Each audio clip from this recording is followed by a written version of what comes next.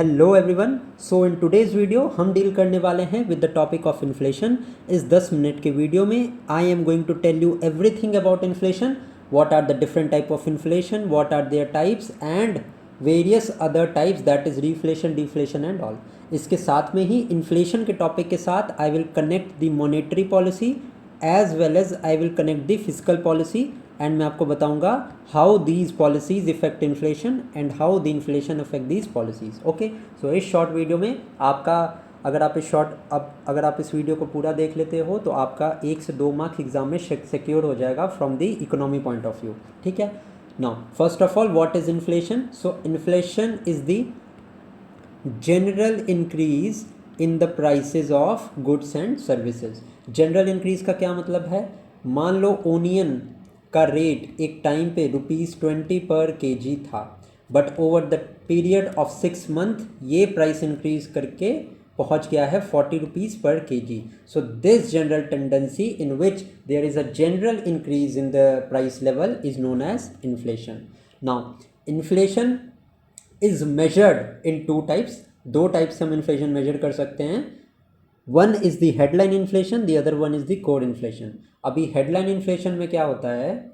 Headline inflation में हम 2 चीज़ों को इंक्लूड करते हैं। सबसे पहला, गुड्स एंड सर्विसेज तो इंक्लूड होती ही हैं। गुड्स एंड सर्विसेज के साथ साथ फूड एंड एनर्जी के प्राइसेस भी यहाँ पे इंक्लूड होते हैं। नाउ फूड के प्राइसेस, जैसे अभी मैंने ओनियन का एग्जांपल दिया, we know that these prices change daily.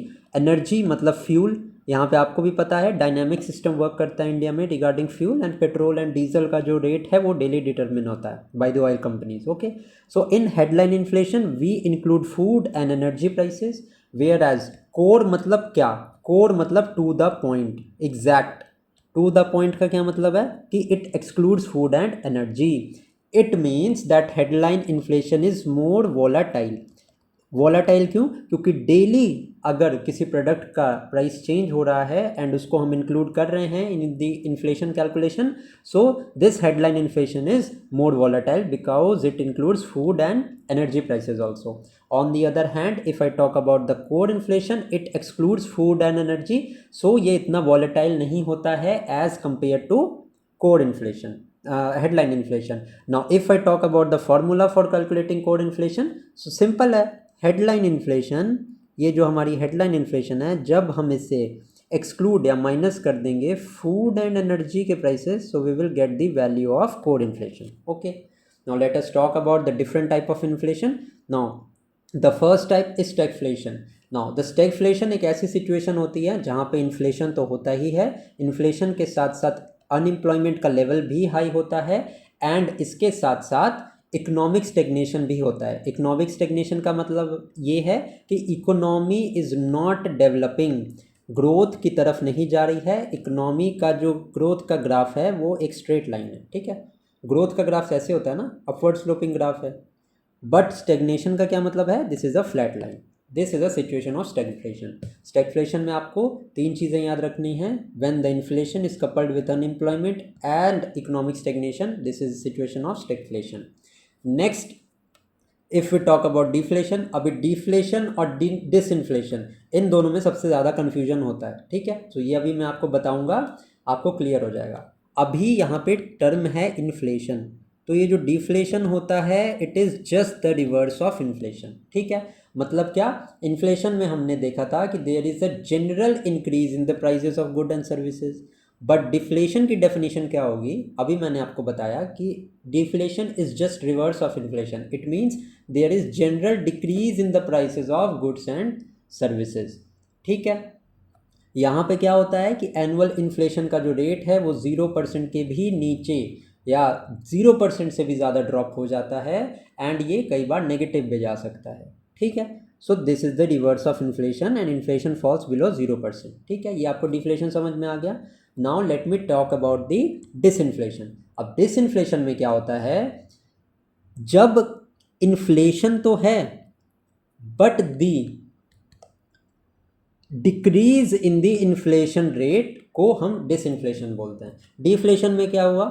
Deflation में क्या था कि the inflation rate falls even below 0%, but disinflation में क्या होता है कि जो इन्फ्लेशन रेट्स होते हैं वो जनरली डिक्रीज होते हैं, ठीक है। इट मीन्स क्या कि there is inflation, inflation is happening but at a slower rate, so this is it disinflation.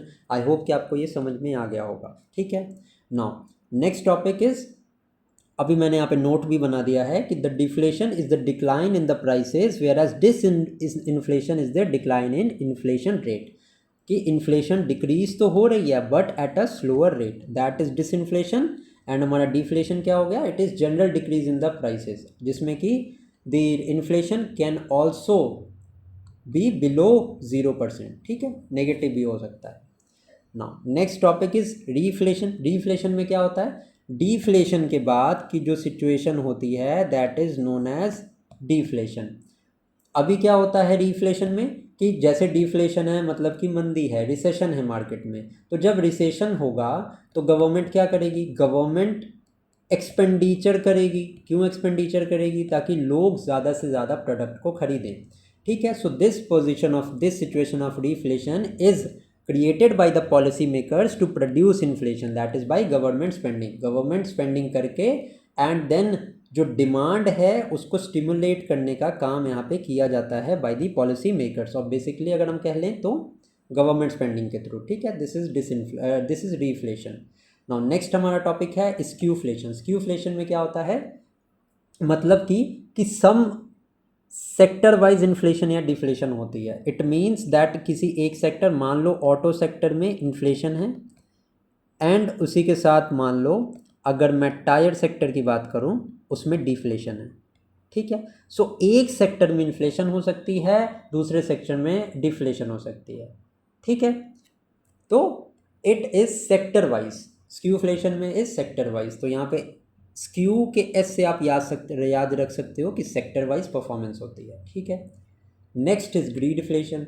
अभी ग्रीडफ्लेशन को अगर आप तोड़ोगे तो आपको समझ में आएगा ग्रीड, ग्रीड मतलब क्या होती है, ग्रीड मतलब कि सॉरी, ग्रीड मतलब क्या, ग्रीड मतलब कि आपको किसी चीज़ की ग्रीड है, मतलब आप किसी चीज़ को बहुत बुरे तरीके से चाहते हो। किसको चाह सकती है कॉर्पोरेट कंपनीज, प्रॉफिट को तो चाह सकती है ना। तो ग्रीडफ्लेशन में क्या होता है, greedflation is when there is corporate greed, वो जानबूझ के इन्फ्लेशन करते हैं, क्यों, to maximise their profit. Companies जो हैं वो अपने कॉस्ट को इंक्रीज कर देती हैं एंड अपने प्रॉफिट्स को मैक्सिमाइज करने का ट्राई करती हैं इन दी ग्रीडफ्लेशन, ठीक है। नेक्स्ट जो हमारा टर्म है वो है श्रिंकफ्लेशन का। अभी श्रिंकफ्लेशन का मतलब क्या होता है, किसी चीज़ को आपने श्रिंक कर दिया, मतलब छोटा कर दिया।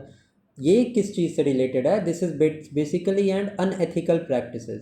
अभी कंपनीज क्या करती हैं, फॉर एग्जांपल कि मान लो 2 लीटर की एक पानी की बोतल है जो मान लो $5 में हम खरीद सकते हैं, बट जब कंपनी श्रिंकफ्लेशन करेगी क्या, तो वो क्या करेगी, इस बोतल का साइज़ है 2 लीटर्स, श्रिंकफ्लेशन में क्या होता है कि वो इसका साइज़ 1.5 लीटर्स कर देंगी, 1.5 लीटर्स कैपेसिटी कर देंगी इस बोतल का, एंड देन उसका प्राइस वही का वही, दैट इज मीन्स कि $5 उसका प्राइस रहेगा, ठीक है।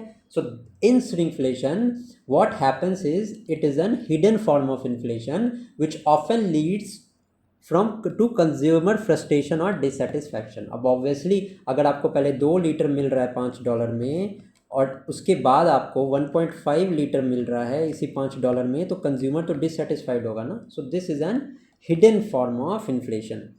यहाँ पे क्या एग्जांपल हम दे सकते हैं कि reducing the size of the product, अभी मैंने आपको वाटर बॉटल का एग्जांपल देके ये चीज़ बताई है, ठीक है। नाउ नेक्स्ट अगर मैं आपसे बात करूँ पॉलिसी मेकिंग के बारे में, तो मॉनेटरी पॉलिसी आपको पता होना चाहिए। I am going to tell you about the inflation, क्योंकि हम इन्फ्लेशन का टॉपिक कर रहे हैं यहाँ पे।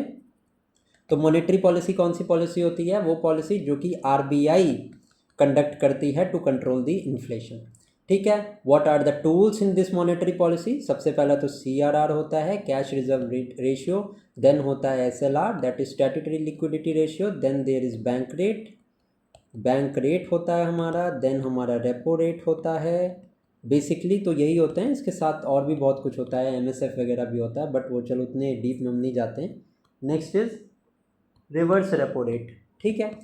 सो जब भी इन्फ्लेशन बढ़ेगा, इन्फ्लेशन मतलब महंगाई मार्केट में बढ़ गई है, तो आरबीआई क्या टारगेट करेगा, आरबीआई ये टारगेट करेगा कि हम मार्केट से मनी सप्लाई को वापस खींच लें। तो क्या करेंगे, ये CRR को इंक्रीज़ कर देंगे, SLR को इंक्रीज़ कर देंगे। अभी CRR के इंक्रीज़ करने पे क्या होगा, जैसे ही CRR इंक्रीज़ हुआ तो बैंक्स को ज़्यादा पैसा डिपॉजिट करना पड़ेगा RBI के पास। मान लो बैंक पहले 100 रुपये डिपॉजिट कर रहा था विथ RBI, मान लो CRR एंड SLR बढ़ गया, now the bank has to deposit 120 rupees with RBI। ठीक है, तो इससे होगा क्या कि जो अमाउंट बचेगा विद द कमर्शियल बैंक वो लेंड कम कर पाएंगे, और जैसे लोन्स कम दिएंगे मार्केट में बैंक्स तो ऑटोमेटिकली डिमांड हमारी स्टिमुलेट हो जाएगी। ठीक है, सो आई होप कि आपको ये समझ में आया होगा ये साइकिल। ठीक है, सो इन्फ्लेशन के टाइम में क्या करते हैं, मॉनेटरी पॉलिसी अगर मैं बात करूं तो व्हेन देयर इज इन्फ्लेशन तो CRR, SLR, repo rate, reverse repo rate, bank rate basically जो है वो इंक्रीज़ कर दिए जाते हैं so that the money supply in the economy it freezes. ठीक है, now in the case of deflation, तो डिफ्लेशन के केस में क्या होगा कि एक्सपेंशनरी पॉलिसी फॉलो करती हैं RBI। एक्सपेंशनरी पॉलिसी का मतलब क्या कि हमें भाई एक्सपेंड करना है, एक्सपेंड किस सेंस में, तो मॉनेटरी सप्लाई को एक्सपेंड करना है। तो क्या होगा, यही CRR की रिक्वायरमेंट को लोअर कर दिया जाएगा, SLR की रिक्वायरमेंट को लोअर कर दिया जाएगा। तो जैसे ही द अमाउंट जो बैंक्स को रखना पड़ेगा RBI के पास उसमें रिडक्शन होगी तो अल्टीमेटली जो कमर्शियल बैंक्स होंगे उनके पास ज़्यादा पैसा होगा लैंड करने के लिए। ठीक है, so this is how this works. ठीक है, and on the other hand मैंने आपको बताया physical monetary policy is being taken care by the RBI, physical policy is related to government.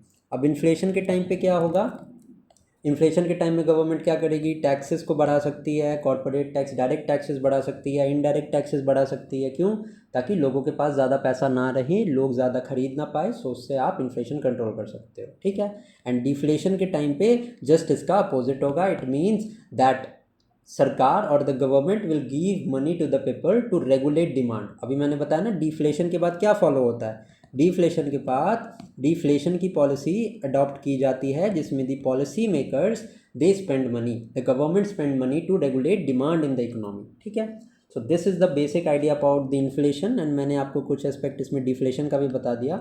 I hope कि आपको ये समझ में आया होगा। अगर समझ में आया है तो do like this video, comment करके बताना, और किसी टॉपिक के बारे में अगर पर्टिकुलर बहुत आपको फोकस वीडियो चाहिए, ऐसी शॉर्ट वीडियोस चाहिए तो आप प्लीज़ कमेंट सेक्शन में बताना मुझे, वो वीडियो मैं आपको प्रोवाइड करा दूंगा। Till then keep studying and thank you for watching.